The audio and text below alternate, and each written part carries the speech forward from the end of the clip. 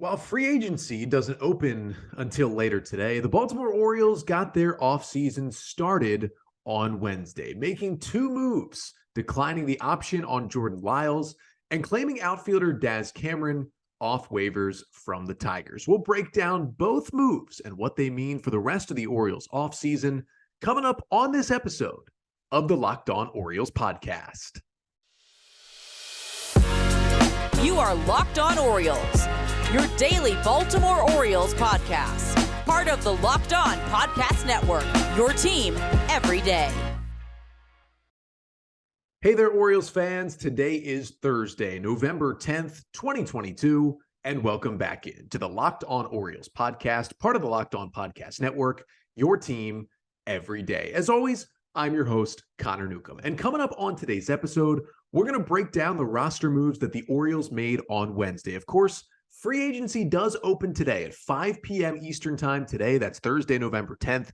Free agency opens for the MLB offseason, and the Orioles hopefully start spending some money and bringing in some players. But until then, the O's had some moves they could make and decisions to make as well. And today was the deadline to say whether or not they would pick up or decline Jordan Lyles' contract option for 2023. And that's where we're going to start today's episode, because the Orioles made their decision about midday on Wednesday and decided to decline the $11 million option for Jordan Lyles in 2023. Now, what it means is they will still pay Lyles $1 million.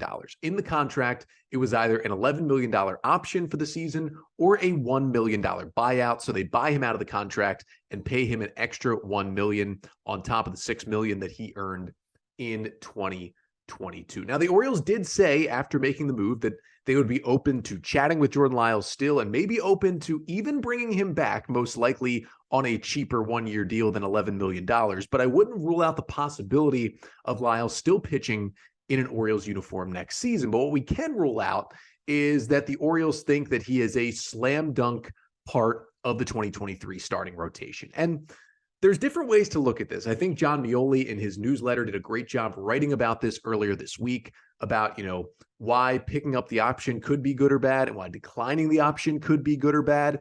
And one of his reasons for declining the option being good is that the Orioles have their sights set on better pitchers. They're looking for better ways to use that $11 million. The bad side was the O's don't think anyone is worth $11 million and they continue to be cheap. I tend to agree with they're looking at bigger and better pitchers to add to the rotation next year. And that's really the thing, Yes, Jordan Lyles was productive for the Orioles this year. And yes, he was one of the Orioles' 5 most valuable players on this team. I mean, I don't think they get to 83 wins and stick in a playoff race without him. I mean, he threw 179 innings. He made 32 starts. Yeah, the 4.42 ERA was, at best, a league average pitcher this year for the Orioles. I mean, I get that. It's not like he was anything amazing. Now, it ended up being a little worse than league average, honestly, at times, but he was still helpful. He was still a great veteran leader to a lot of the young starting pitchers. But I think what the Orioles are showing here, and this is what I hope, that, we thank you, Jordan Lyles, for your one season where you continue to just eat innings, nom, nom, nom, all year for the Orioles. But we're looking at a better option to spend, around those $11 million, or I guess it would be $10 million because they still paid him $1 with the buyout. And if the Orioles look over all their options and they still feel like, hey, maybe bringing Jordan Lyles back for $7 million is still worth it, they could totally do it a couple months from now if he is still a free agent. He's certainly not going to be the number one pitcher that teams are going to go after when free agency starts later today. But when you look at Jordan Lyles, and I made my prediction last week on this show and on The Verge as well. And my prediction was that the Orioles would decline the option as they did. And I made that prediction because I thought the Orioles would be looking for bigger and better for starting pitchers in free agency. And that's where I'm going to stick on this. Now, we still have to kind of wait to see how the offseason plays out before we can really judge why the Orioles specifically declined the option at this point.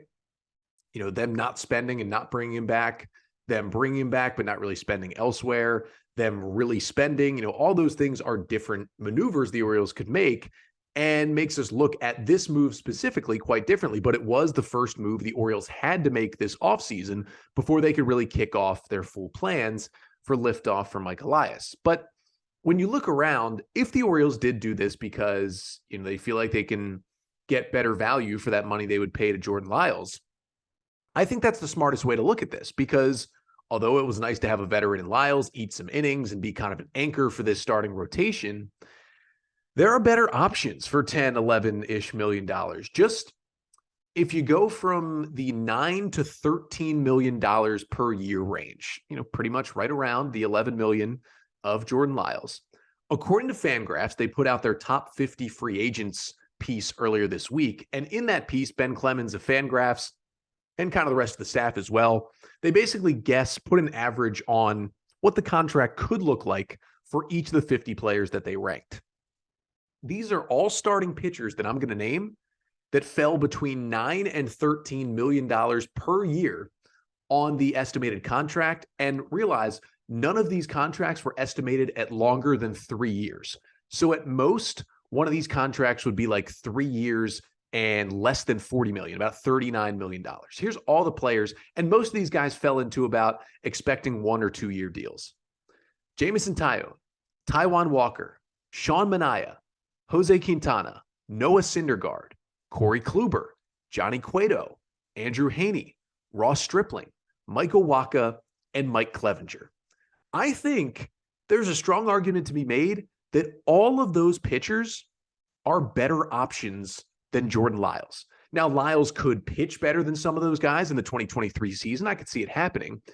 But generally, the ceiling for all of those guys is higher than the ceiling for Jordan Lyles. I think that is a fact for every single one of those pitchers I just named.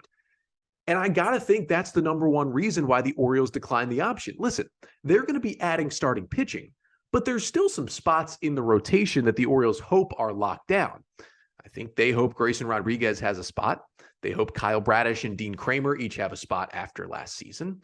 And you've still got guys like Tyler Wells, Austin Voth, DL Hall, Mike Baumann, all fighting for spots as well. Now, they're not guaranteed a spot, certainly, but I think the Orioles are going to plan to add 2 starting pitchers to the rotation. I don't think they'll add more than 2 guys this offseason.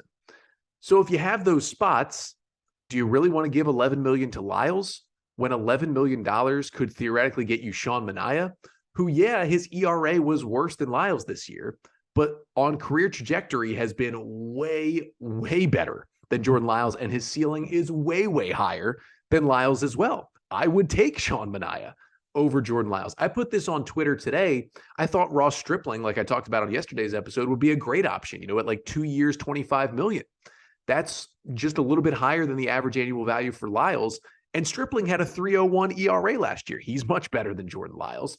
All those guys fall into that category. And if they're going to use this exact money to go get a different veteran starting pitcher who can still play that role of kind of the dad of the rotation, as the Orioles' younger starters called Lyles, but can produce even better on the field, that's going to make this Orioles team, which already had a winning record, even better heading into 2023. And I'm not suggesting that whoever the Orioles go get with this money is the only starting pitcher. No.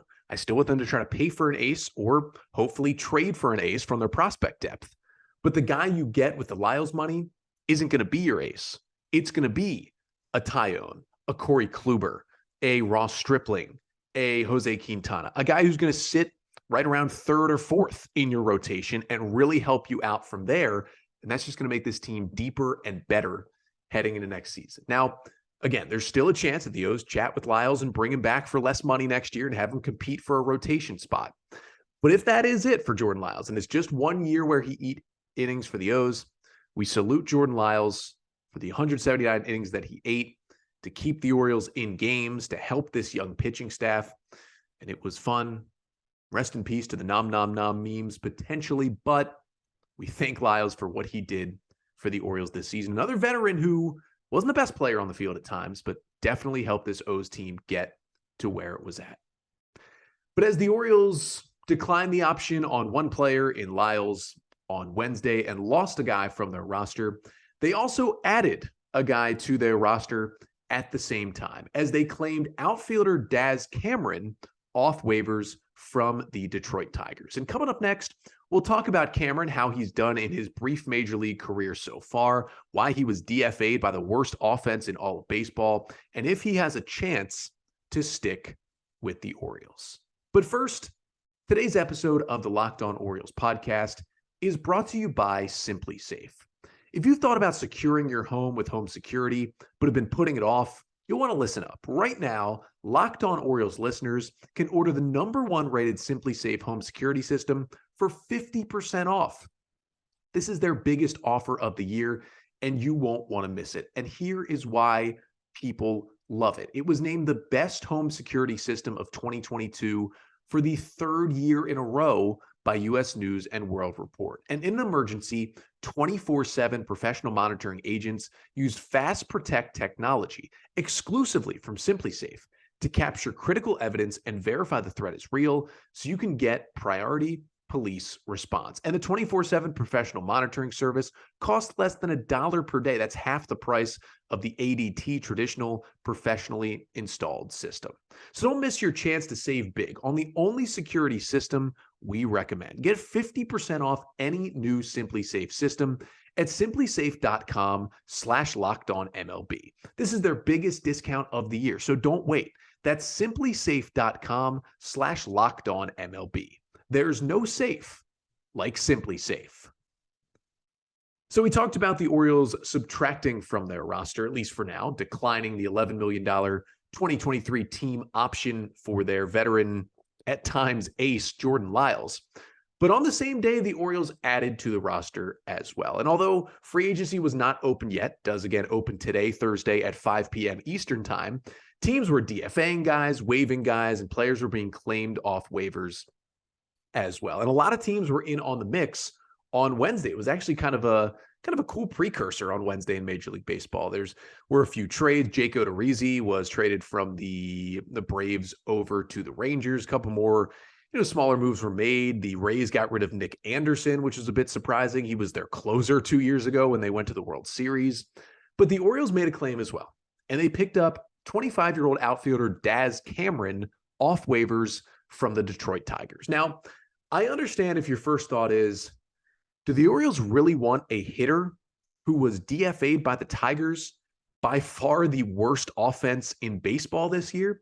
And I 100% get your thinking there, because that was kind of my same thought when I saw the news come across that the Orioles had claimed Cameron. Now, one good thing about this move, or at least one thing that makes it easy, is the Orioles had 40-man roster space at this point. After declining the option on Lyles, the Orioles had just 33 players on the 40-man roster. So with 7 open spots, you can, take some chances like this, see if a guy will stick, or you can even, what they might do with Cameron, like they've tried to do with some other players they've claimed, is you claim him on waivers, you put him on your 40-man roster, then a couple of weeks later, you DFA him, and you hope because, hey, he got to us, so he already passed through about half of baseball.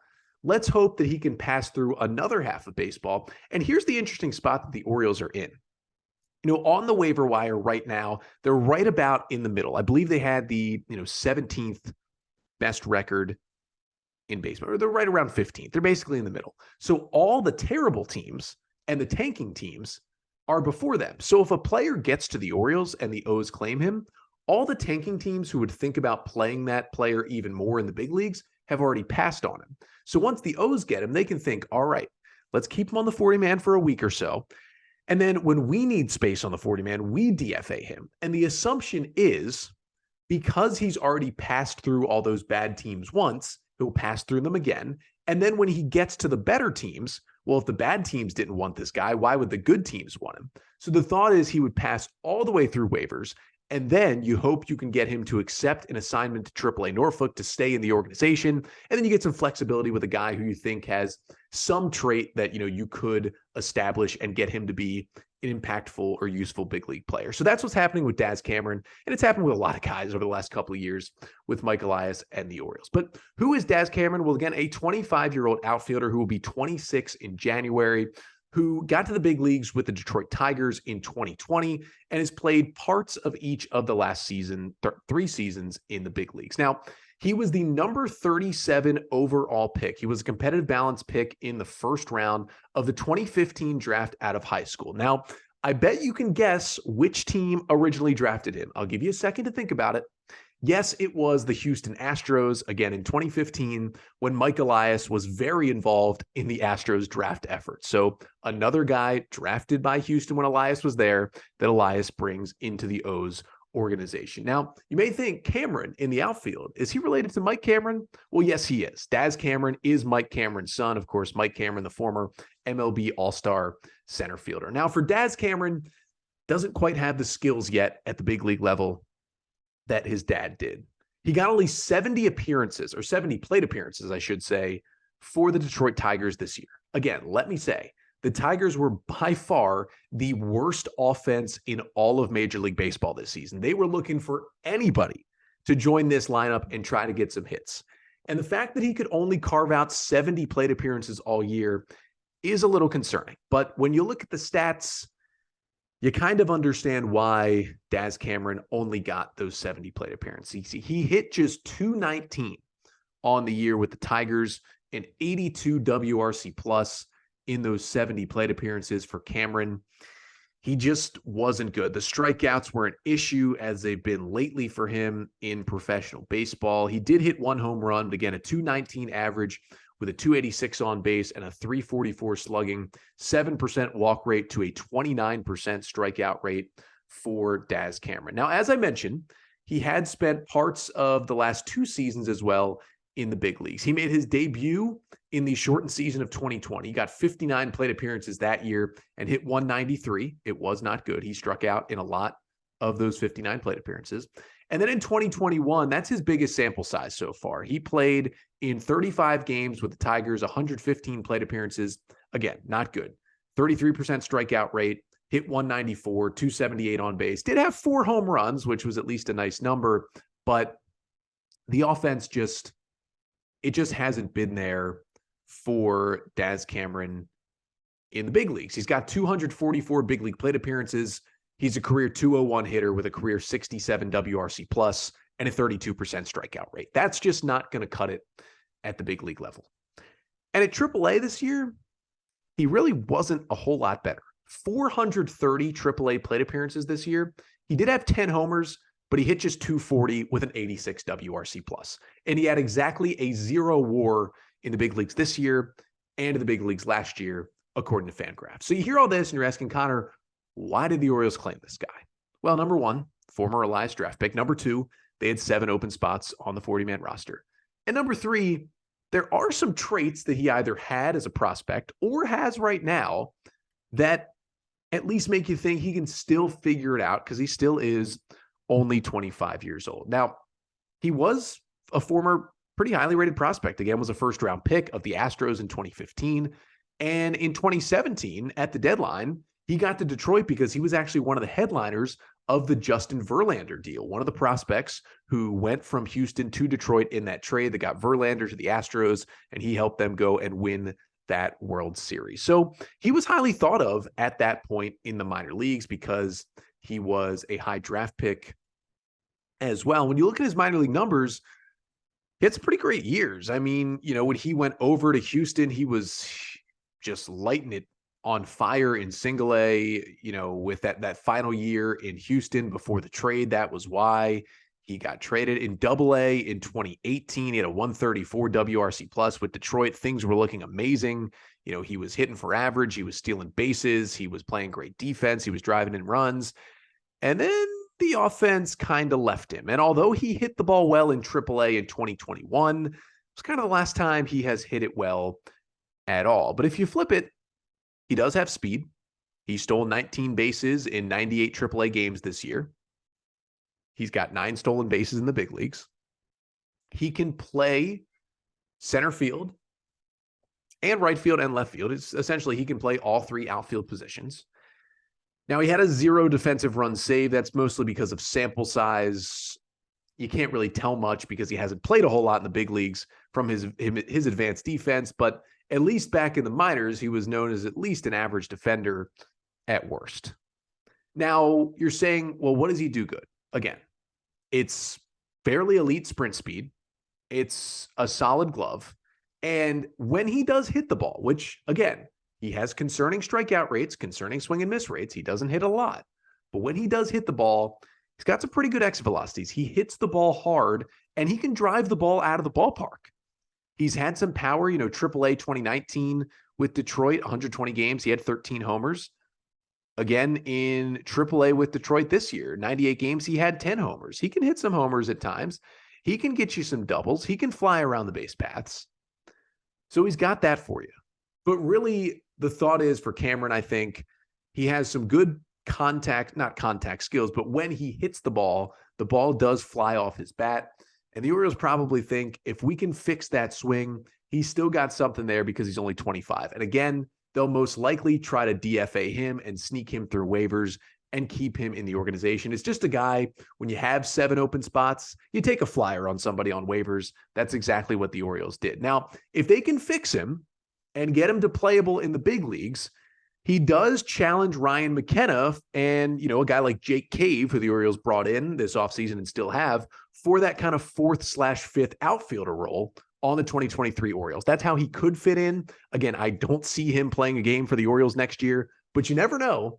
Maybe they could figure something out with a guy like Daz Cameron. And as the Orioles division foes, the Blue Jays have shown, never a bad idea to have the son of a former big leaguer on your team. And hey, the Orioles drafted Jackson Holliday as well. So maybe you can work out with Daz Cameron. But he does take up a spot on the 40-man roster with that claim, which gets the O's 40-man now to 34 players. But coming up next, to finish off the pod, we'll talk about a couple more moves the Orioles made earlier in the week to get that 40-man roster down even further. And we'll take a look at what it looks like as the Orioles head into free agency. So free agency opens at 5 p.m. Eastern time here on Thursday. If you're listening to this on time, it's tonight. You may be listening to this after free agency has started. Maybe when you're listening to this, the O's are already in discussions, hopefully signing players already. Hopefully we have some players to talk about. But if you remember earlier this offseason, the Orioles actually had 6 catchers on their 40-man roster at one point. They were just claiming catchers left and right. They claimed 2 guys off waivers from the Reds, Aramis Garcia and Mark Colesberry. They claimed Cam Gallagher from the Royals. They put Anthony Bemboom on there. Obviously, they still had Rutschman and they had Robinson Chirinos. Well, almost all of those catchers are gone because earlier in the week, the Orioles outrighted both Anthony Bemboom and Cam Gallagher off the 40-man roster. Now, they actually went 2 separate ways when that decision was made. Anthony Bemboom decided to stay in the organization. He accepted his assignment to AAA Norfolk. He's already agreed to a contract for next year with the O's that tells him how much money he'll make if he's in AAA and how much more money he'll make if he's in the big leagues. But Cam Gallagher did not do that. Cam Gallagher had the right to decline the spot in AAA, which he did. And Gallagher is now a free agent. Now, the Orioles could always bring him back potentially on a minor league deal if they liked him, which I think could be the case if Gallagher can't find a major league deal. But they were going to have to pay Cam Gallagher about $1 million in arbitration if they kept him around. And for his limited skill set, they probably could have gotten a guy on a waiver claim or on a minor league contract for just the same. So that's most likely why they outrighted Gallagher to not have to pay him the $1 million. But again, could be back on a minor league deal. But it does seem like at this point, Anthony Bemboom, although he's off the 40-man roster, probably has the inside track at the backup catcher job. However, Mark Colesberry, one of the guys from the Reds, is still the only other catcher on the 40-man. It's back down to 2 catchers because Robinson Chirinos has officially become a free agent. It's now just Adley Rutschman and Mark Colesberry, those 2 catchers. So it went from 6 to 2 in less than a week. Now, we could see some other people come off this 40-man roster as we've talked about at this point, but right now it does sit at 34 players. Now it's going to go up by 1.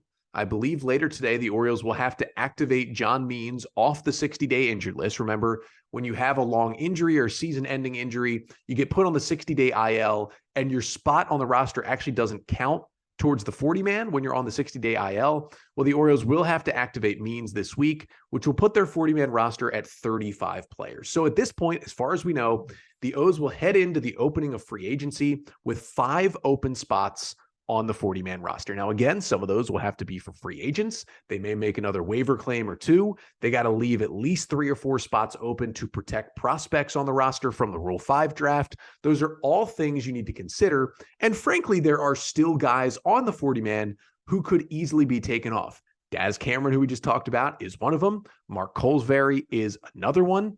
Yusniel Diaz may not be long for this roster. You never know if Ryan McKenna is going to keep his spot. Heck, even Jake Cave could be gone as well. You look at the pitching. Is Spencer Watkins, Bruce Zimmerman, are their spots safe on this 40-man? Joey Crable, does he still have a role moving forward? There are still plenty of spaces really to make room on this 40-man roster, but it is nice to have the 5 open spots going into free agency. But that's where we finish off today. Free agency starts tonight, 5 p.m. Eastern time. It opens up. We're going to talk about all the free agents the Orioles could possibly sign as we go through the offseason here on the podcast. Again, Steel Daily episodes Monday through Friday, all the way through the winter meetings, the first couple weeks of December. We'll have some free agent specific episodes where we just go over free agents as well. But hey, hopefully the Orioles will sign a player when free agency starts. At the very least, hopefully they're at least involved in some rumors from Rosenthal or Passan or whoever it may be to just get us excited for this offseason. But if the Orioles do sign a player when free agency opens tonight, I'll have the entire breakdown for you coming up on tomorrow's episode. If they don't sign a player, we'll continue our player review series from the 2022 season, looking at Cedric Mullins and how he did this year with the O's. Maybe a little disappointing off the 30-30 season, but still a very solid year. But that's all coming up on tomorrow's episode. Until then, I'm Connor Newcomb, and this has been the Locked On Orioles podcast, part of the Locked On Podcast Network. Your team every day.